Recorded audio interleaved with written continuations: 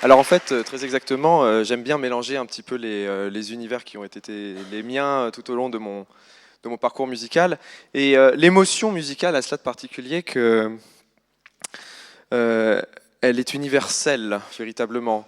Et malheureusement, enfin, je le dis peut-être, je dis un peu tout haut ce que pas mal de gens pensent tout bas, alors c'est à mes risques et périls, mais au sein de la musique classique en particulier, et peut-être même de la musique en général, voire même d'un peu tous les arts, décidément, je ne sais pas où m'arrêter, euh, le, disons le caractère un petit peu rituelique de la scène crée un clivage qui fait que le public et la scène s'en retrouvent disloqués, séparés, éloignés.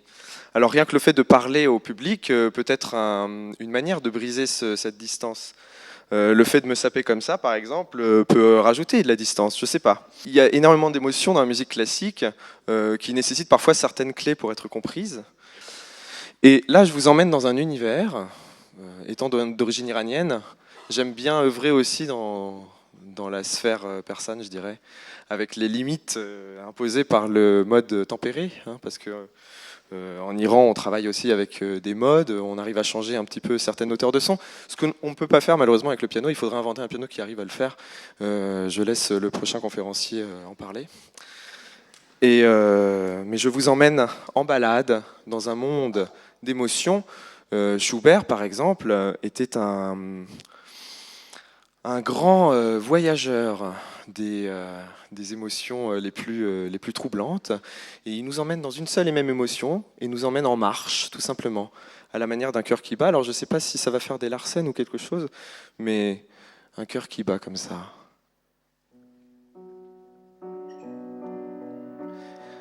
Et sur la base de cette main gauche, il va chanter en hommage à sa patrie hongroise.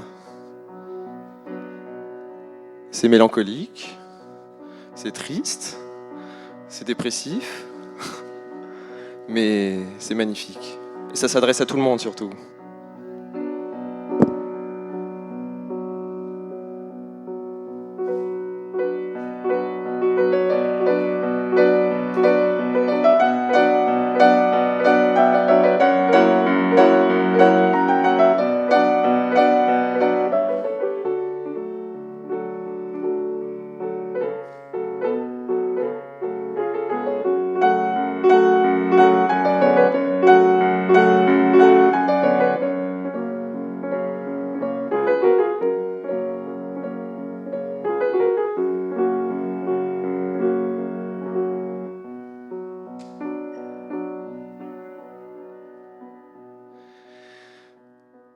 Il y a deux modes en musique classique, le mineur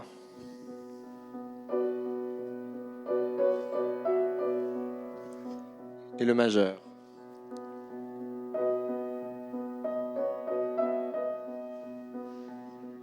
L'un est peut-être plus joyeux que l'autre, c'est ce qu'on a envie de dire, mais chez Schubert, le majeur est un mineur à la seconde puissance, alors on a encore plus envie de pleurer. Mais ces mouvements, disons, de couleurs sont extraordinairement touchants chez Schubert. Et lorsque on l'entend, on l'a déjà entendu dans ce que je viens de jouer, j'espère que vous arriverez à le déceler, et cette fois je m'arrête plus.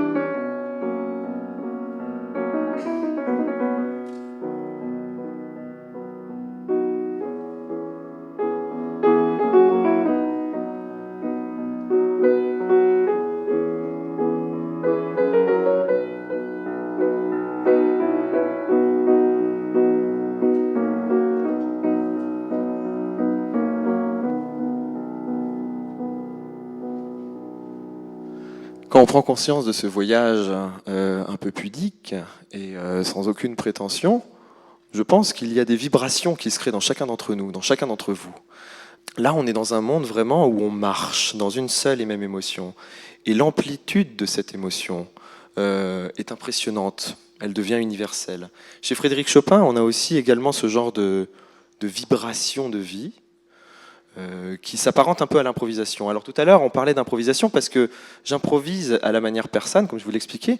Et dans la musique persane, on a ce côté méditatif aussi qu'on a trouvé chez Schubert. On peut commencer sur ce genre d'effluve. Merci.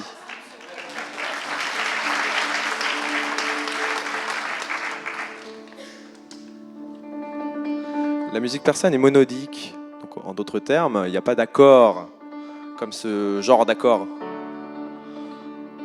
Là, on part dans la musique classique. Là, on est plutôt dans la musique persane.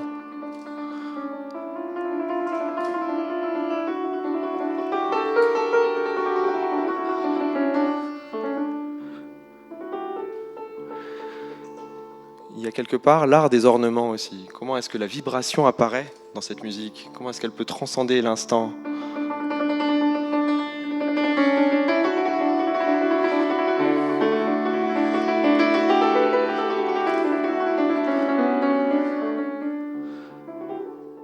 Ce mode existe en musique iranienne, on l'appelle mahur. Et alors c'est un mode qu'on trouve dans la gamme tempérée.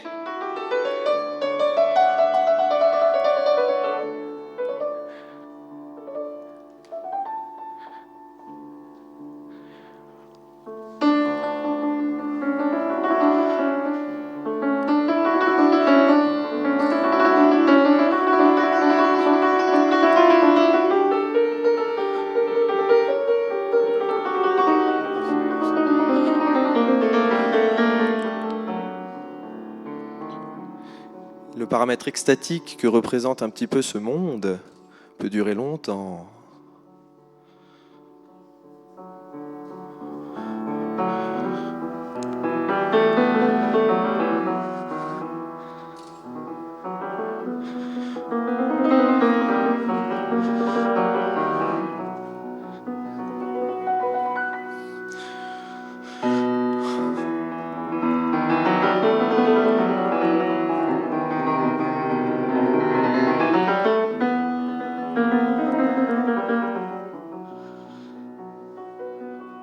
Et la musique persane est aussi une danse, et elle peut se pratiquer de cette manière-là.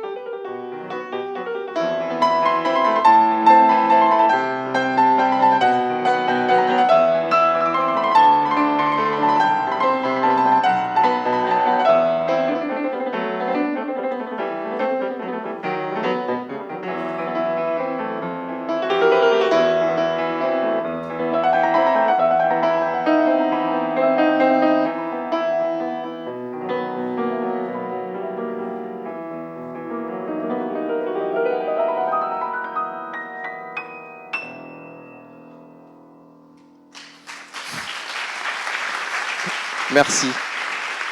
Merci pour la musique, surtout. Ouais, dans ce monde improvisatif, Frédéric Chopin s'est merveilleusement bien illustré en tout cas. Et il avait beau écrire la musique, finalement c'était pour obéir à des conventions, mais sa musique était jamais jouée deux fois de la même façon. Lui qui a été longtemps en relation avec George Sand, elle-même le relate. Alors là je rentre dans des trucs un petit peu trop techniques peut-être, je sais pas. Mais quoi qu'il en soit, cette vibration que représente la vie, cette vibration émotionnelle qui part de rien, qui part du sol, toujours, ce lien avec la terre, hein, que Frédéric Chopin explique merveilleusement bien à travers sa musique, et ce tumulte qui existe, un peu magmatique, et par-dessus ce tumulte se crée une vibration de vie, un souffle, un vent.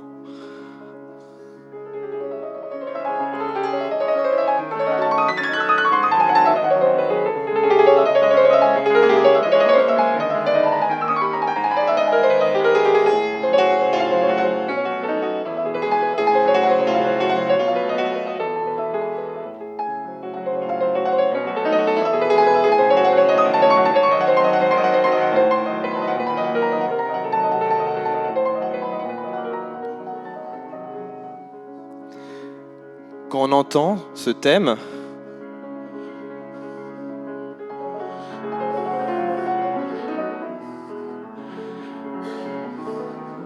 la main droite ne fait que ça. Je pourrais le jouer comme ça. Et Frédéric Chopin l'égrène de cette manière.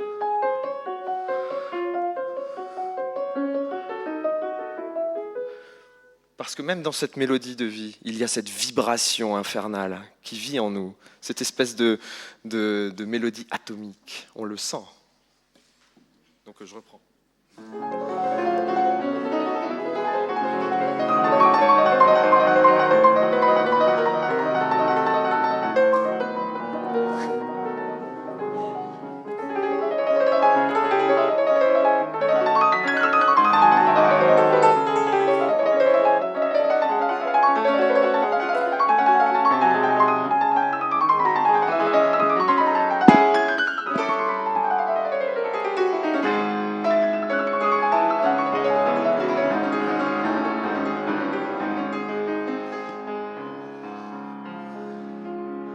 Et comme un songe, un souvenir, quelque part là on retourne dans le monde un peu schubertien où il nous emmène vagabonder dans des rêves.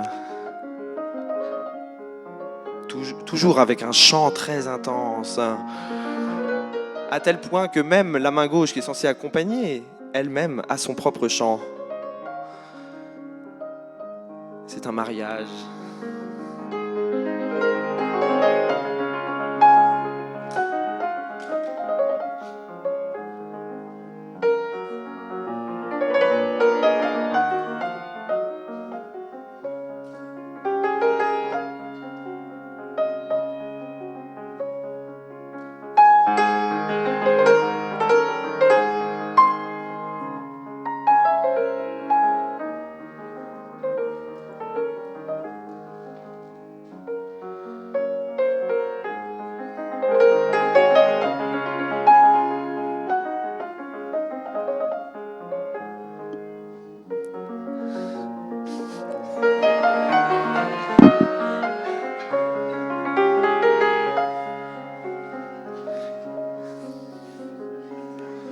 C'était pas prévu ça. Hein. Est venu du fin fond des souvenirs. Le tumulte du réel qui revient.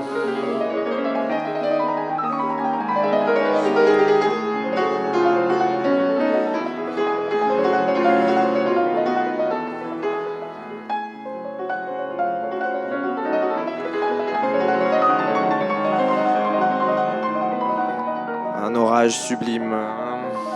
Chopin a réussi à peindre ça.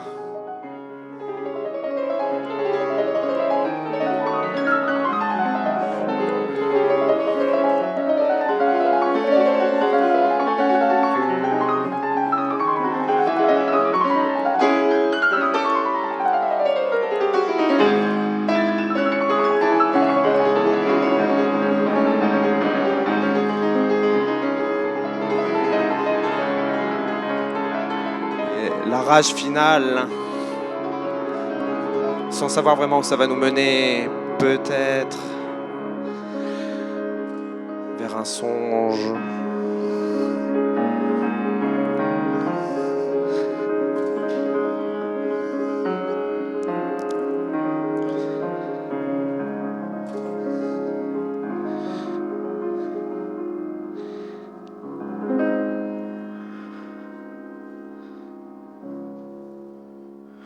Venu d'outre-tombe, mais on finit avec le sourire quand même.